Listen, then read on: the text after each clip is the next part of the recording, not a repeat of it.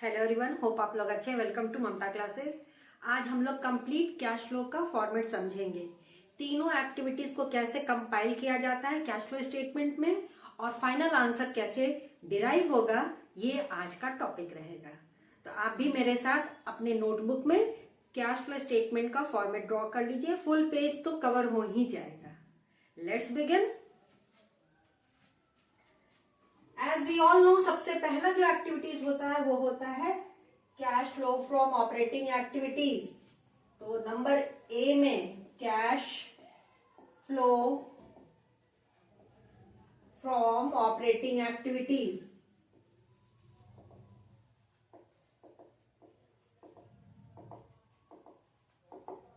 और होप आपको तीनों एक्टिविटीज अब अच्छे से आ गया होगा। इतना स्मार्ट तो हैं आप लोग, बस यहाँ पे कंपाइल करना कैसे है वो आज हम लोग डिटेल में समझेंगे। तो ऑपरेटिंग एक्टिविटीज से हम लोग शुरू करते हैं। इसमें सबसे पहला आता है आइटम बेटा नेट प्रॉफिट बिफोर टैक्स, है ना।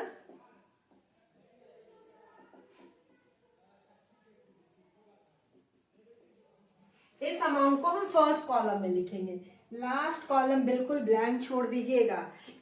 इसमें फाइनल रिजल्ट लिखा जाता है फ्रॉम ऑल द 3 एक्टिविटीज, ठीक है। तो लास्ट कॉलम में कुछ नहीं। इसमें फिर क्या करते हैं बेटा, नेट प्रॉफिट बिफोर टैक्स कैसे कैलकुलेट किया जाता है ये हमने डिस्कस में आपको समझाया है। अगर अभी तक आपको क्लियर नहीं है तो पीछे के वीडियोस को देख लीजिए और वहां से आपको क्लैरिटी आ जाएगी। इसमें हम एडजस्टमेंट करते हैं for non cash and non operating items.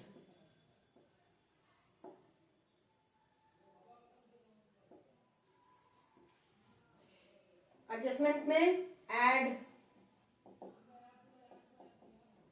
Non operating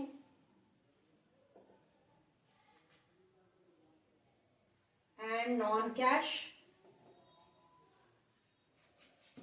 expenses, also losses. जितना non cash non operating expenses है या लॉसेस उसको हम ऐड बैक कर देते हैं। Just like depreciation, goodwill return of, bad debts, loss on sale of fixed assets, loss on sale of investment, provision for doubtful debts, ये सब यहाँ पे ऐड बैक होगा। Less non operating and non cash income और gains. ठीक उल्टा, expenses को add back किए और इनकम और गेन्स को लेस कर देंगे। जैसे profit on sale of fixed assets, dividend received, interest received on debentures, ये सब लेस हो जाएगा। इतना ऐड और लेस करने के बाद हम पहुंच जाते हैं ऑपरेटिंग प्रॉफिट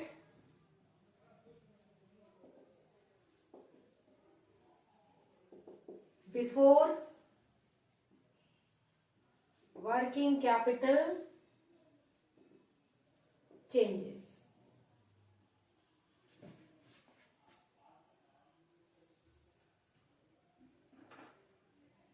एक्सपेंसेस को ऐड किए थे और इनकम को लेस किए थे, फिर फाइनल आंसर मेरा यहाँ पे आ गया।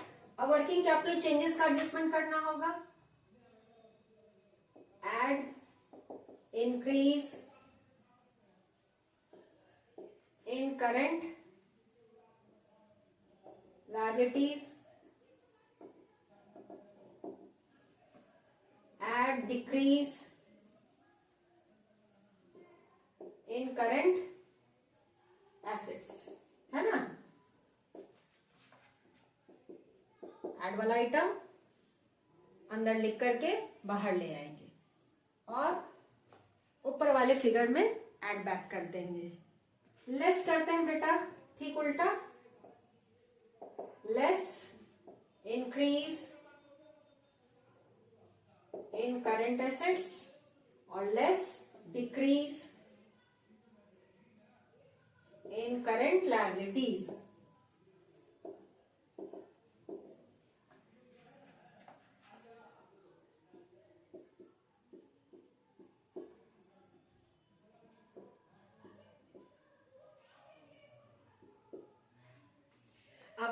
यहाँ जो अमाउंट आया था उसमें से लेस वाला आइटम घटा दिए तो हमारा रिजल्ट आ गया। This is cash generated from operations.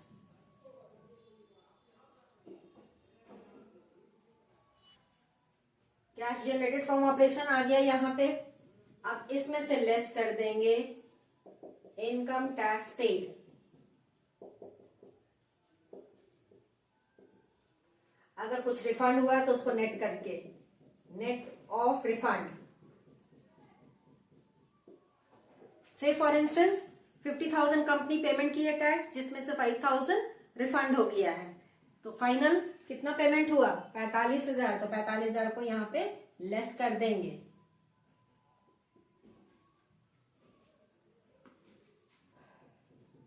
और उसके बाद एड एक्स्ट्रा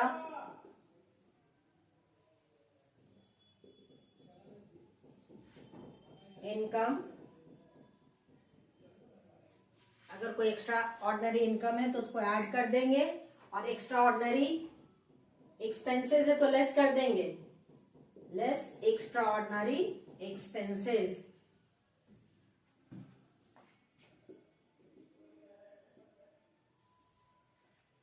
अब जो फाइनल आंसर आ गया पॉजिटिव में है तो नेट कैश इनफ्लो, और अगर नेगेटिव है तो यूज्ड इन ऑपरेटिंग एक्टिविटीज। ये जो फाइनल आंसर है यहां डबल लाइन से हम क्लोज कर देंगे बेटा, और इसी आंसर को आउटर मोस्ट कॉलम में ले आएंगे, क्योंकि फाइनल आंसर हमारा आ चुका। ठीक है, नंबर 2 पे आ जाता है, यानी B cash flow from investing activities.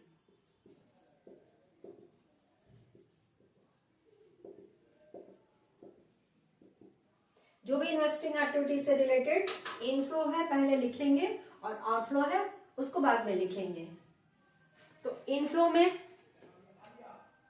क्या क्या आएगा, sale proceeds of fix assets या non current assets, and sale proceeds of non current investments, plus rental income received, interest received on investments, dividend received on shares, so on. ठीक है,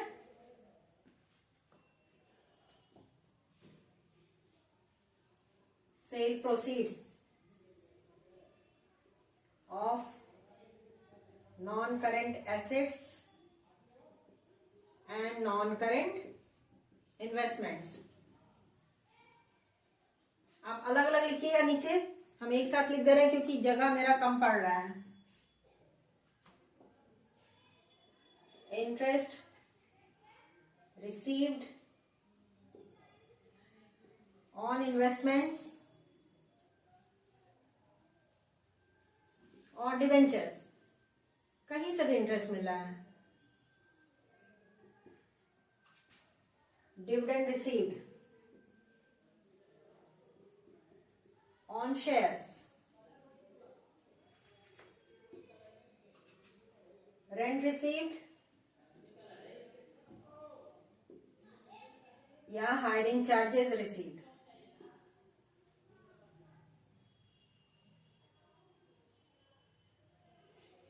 जो भी पैसा business में आया है इन्वेस्टमेंट से, उसको सब पहले एक साथ हम लिख देते हैं। ये हम करते हैं, मिक्सअप करके भी हमने समझाया था कि आप कर सकते हैं, जैसे जैसे आइटम आ रहा है इनफ्लो आउटफ्लो, लेकिन वहां पे कैलकुलेशन में थोड़ा सा मिस्टेक होने का चांसेस बढ़ जाता है।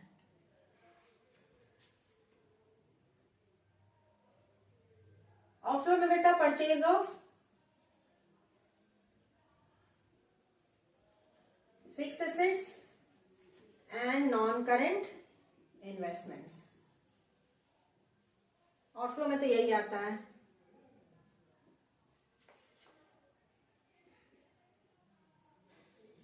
लेस करके हमारा जो फाइनल आंसर आया डबल लाइन से क्लोज कर देंगे, और इसको आउटर मोस्ट कॉलम में लिख देंगे। फिर से यहाँ पे अगर पॉजिटिव है तो नेट कैश फ्लो, और अगर नेगेटिव है तो used in investing activities. And third,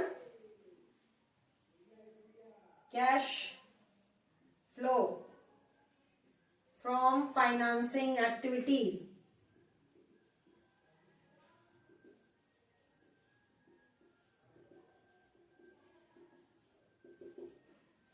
अब इसको भी हमने डिटेल में आपको समझाया है। इनफ्लो है issue of shares and debentures, premium अगर इस पे मिला है तो वो भी इनफ्लो है। तो इसका दो सोर्स होता है इनफ्लो का, mainly share capital and loan. Debentures loan है तो इशू किया डिबेंचर्स तो इनफ्लो।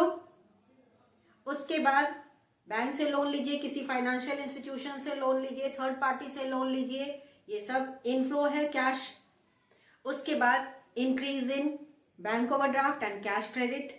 इसको अभी रेज करने जा रहे हैं, cash flow from investing activities का ये आइटम्स फिर हम लिख पाएंगे। Isn't it? Hope it is okay for you. तो अगर आपने इसको नहीं लिखा है तो फटाफट स्क्रीनशॉट ले लीजिए ताकि हम फाइनेंसिंग एक्टिविटीज का कुछ आइटम्स डिटेल में लिख सकें।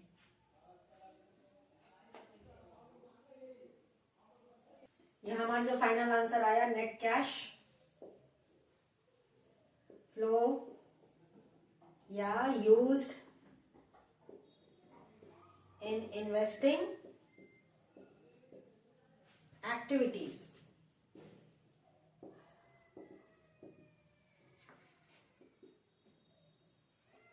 और ये आंसर आउटर मोस्ट कॉलम में।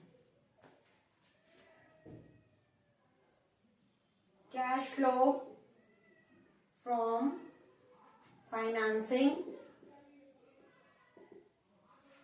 एक्टिविटीज।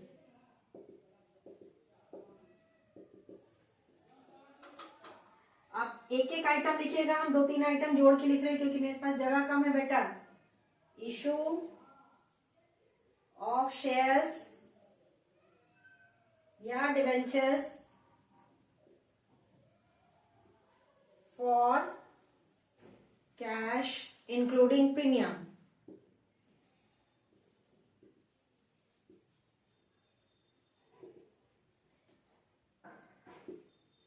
आप लिखिएगा issue of shares for cash, उसके नीचे premium on issue of shares, फिर इशू ऑफ डिबेंचर्स, अगर प्रीमियम उस पर ही मिला है तो premium on issue of debentures and so on. एक साथ नहीं लिखिएगा, ठीक है।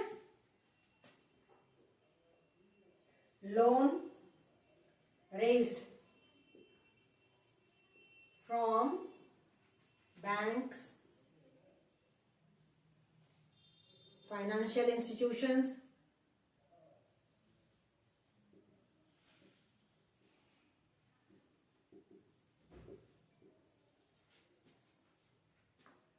और थर्ड पार्टी।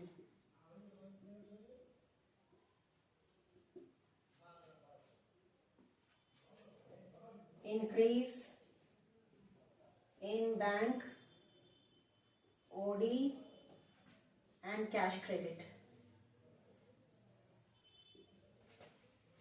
सबका आइटम लिख करके आप बाहर ले आइएगा। अब जो भी आउटफ्लो है उसको नीचे लिख दे रहे हैं। By back of shares, redemption of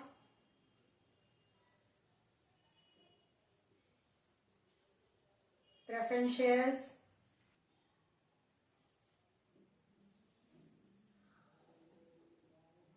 and debentures including premium,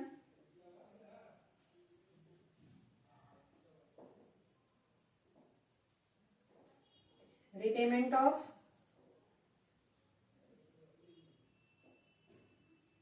all loans। सब लोन्स को हम लिख दे रहे हैं, चाहे शॉर्ट टर्म लोन हो चाहे लॉन्ग टर्म लोन हो, किसी को भी अगर लौटा रहे हैं तो वो outflow. Decrease in bank OD and cash credit.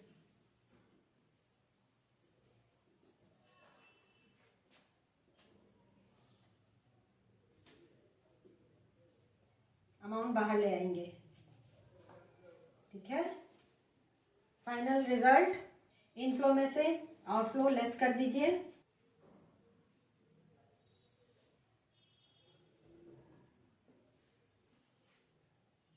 This is net cash flow या यूज्ड इन फाइनेंसिंग एक्टिविटीज।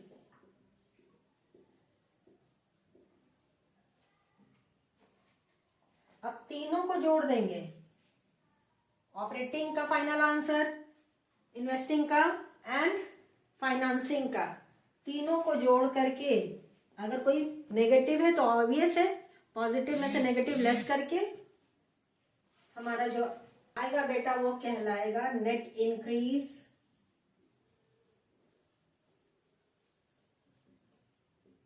या डिक्रीज। अगर नेगेटिव है तो डिक्रीज,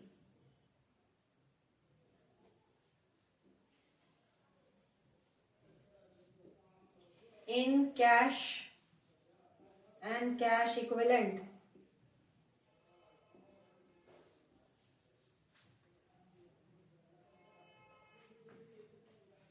जो भी कैश और कैश इक्विवेलेंट में चेंजेस आया है, चाहे वो पॉजिटिव हो चाहे नेगेटिव हो, this will be the final result here, ठीक है। फ्रेम में आ रहा हो, अब जगह कम पड़ गया बेटा, अब क्या करें, हम इन आइटम्स को इरेज करने जा रहे हैं तभी हम समझा पाएंगे नीचे का चीज, ठीक है ना। तो इनको आप नोट कर लीजिए जो फाइनेंसिंग एक्टिविटीज का आइटम्स है। फिर हम यहाँ पे पहुंचेंगे net cash flow from financing activities. चलिए नोट कर लीजिए, नहीं तो स्क्रीनशॉट ले लीजिए।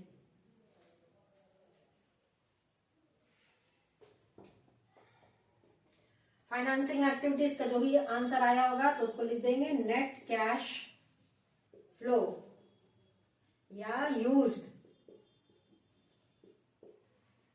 इन financing activities.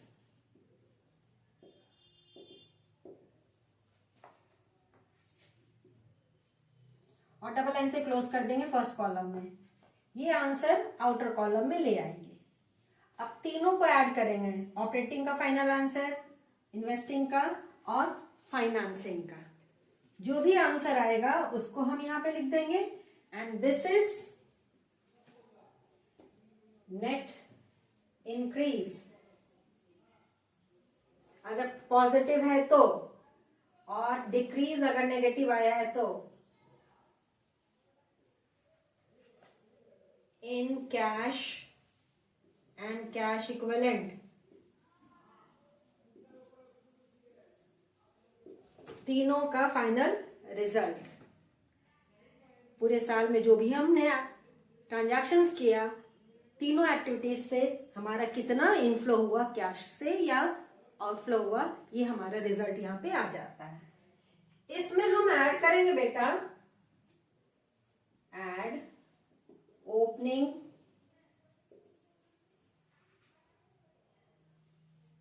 Cash and cash equivalents.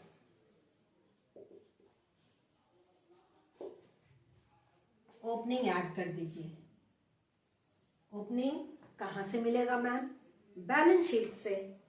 अब एसेट्स में देखिए आपका कैश एंड कैश इक्विवेलेंट दिया रहेगा या कैश एंड बैंक बैलेंस दिया रहेगा, प्लस इसमें करंट इन्वेस्टमेंट्स ऐड होता है और मार्केटेबल सिक्योरिटीज ऐड होता है।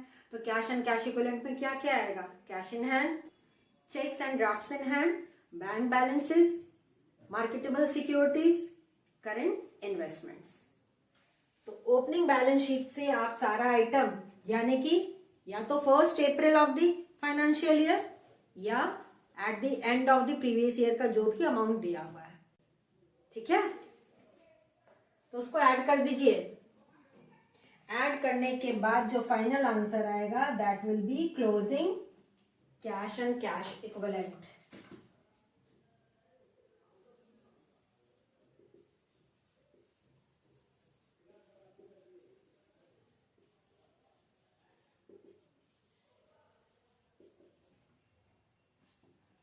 कैश एंड कैश इक्विवेलेंट भी हमने आपको डिटेल में समझाया है और बोर्ड पे लिख के समझाया है।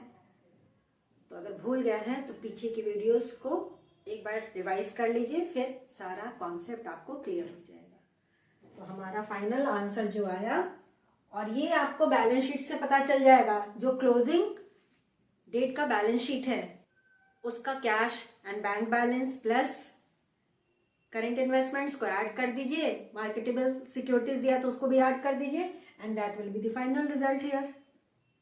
तो यहाँ आप चेक भी कर सकते हैं। तो आज कंप्लीट हमने फॉर्मेट आपको कंपाइल करके समझा दिया, ऑपरेटिंग, इन्वेस्टिंग एंड फाइनेंसिंग सबको मर्ज करके कैसे कंप्लीट कैश फ्लो प्रिपेयर किया जाता है और फाइनल रिजल्ट कैसे कैलकुलेट किया जाता है। यहाँ आंसर आप खुद ब खुद चेक कर सकते हैं। होप आज का टॉपिक आपको अच्छे से समझ में आ गया है। इसको अच्छे से रिवाइज कीजिएगा बेटा, अपने बुक से जितना प्रैक्टिस कीजिएगा उतना ही आपको क्लियर होता जाएगा। नेक्स्ट क्लासेस में हम लोग कुछ न्यूमेरिकल सॉल्व करेंगे relating to complete cash flow, लेकिन उससे पहले सारा टॉपिक्स जो अब तक हमने आपको समझाया है अपने बुक से पहले और समझ लीजिए, रिवाइज कर लीजिए न्यूमेरिकल सॉल्व करके, फिर फटाफट बनने लगेगा। मिलते हैं नेक्स्ट क्लास में, तब तक अपना ख्याल रखिए, खुश रहिए, बाय।